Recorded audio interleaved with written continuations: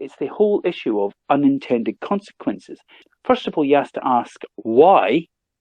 Why do you want to do that? Why? Nobody's asking why are we doing this. We're just doing it. And absolutely, kids need to learn how to read maths. So we need to encourage our kids to actually engage in real life. This is me.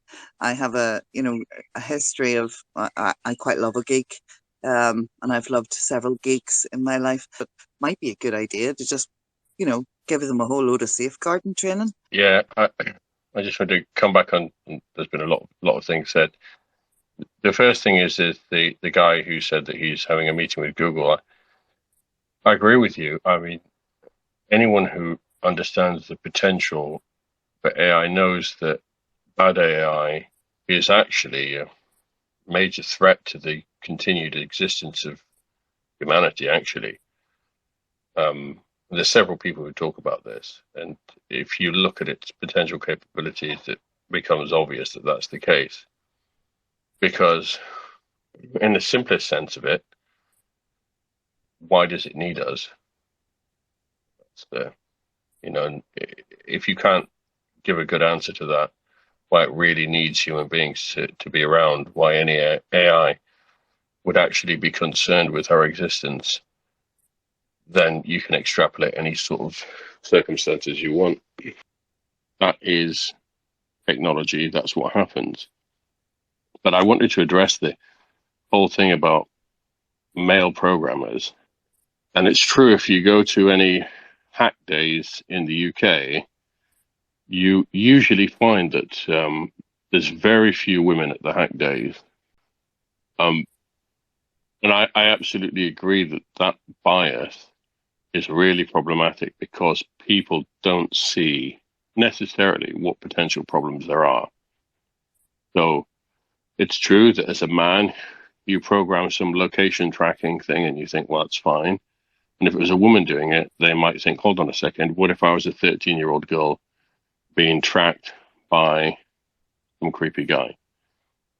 So I do think that we are becoming more aware of the abuses of these things. So I'm not as concerned about that because I think that the risks are there.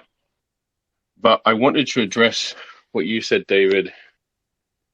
It's not an intelligence that we can understand necessarily. And that's the last thing I want to say about it, because that is the scary thing about it. Yeah, very clever geek told me years ago, a computer only knows what you tell it. And so, if it's subject to human error because it only knows what a human being has told it to do. Sorry, I'm trying to be fair here with the hands, and because I know everybody is eager to speak. But great answer. Scott, do you want to go ahead? Cheers. Okay, I'll try and not get too geeky. One issue which some effects will probably be able to speak on is that more and more and more within the coding, the hacking, the geeking, whatever you want to call it, space, is more and more blokes that identify as women.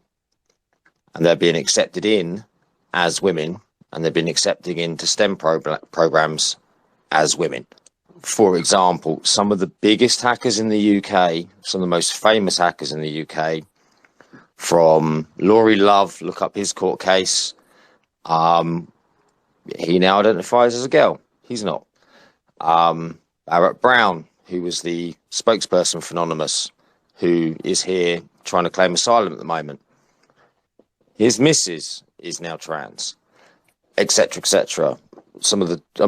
Genuinely some of the top hackers that are known of in the world are either now trans or their colleagues are trans, and that is buggering up STEM.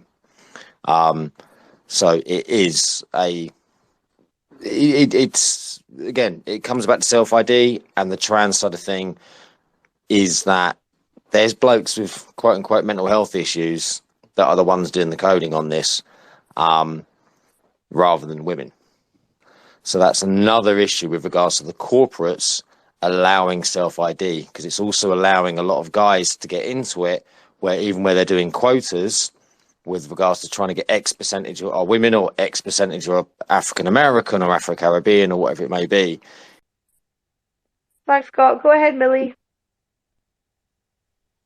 Hi, yeah, not a lot to add, just that with the AI identifying male and female, I heard a while back that it can tell from retina scans, which could have a lot of benefit for safeguarding, because you perhaps wouldn't be able to put them all on toilets, but you could like check that the person you're hiring to look after children is who they say they are. But as I understand it, the transgenders didn't like this. It's not like they didn't want, I suppose they don't want their gotcha of, oh, we're going to have genital inspections taken away from them. Well, I can tell you one thing is that I think all men know what purple is, but you ask me what mauve, lilac, violet, and all that are. It's all purple.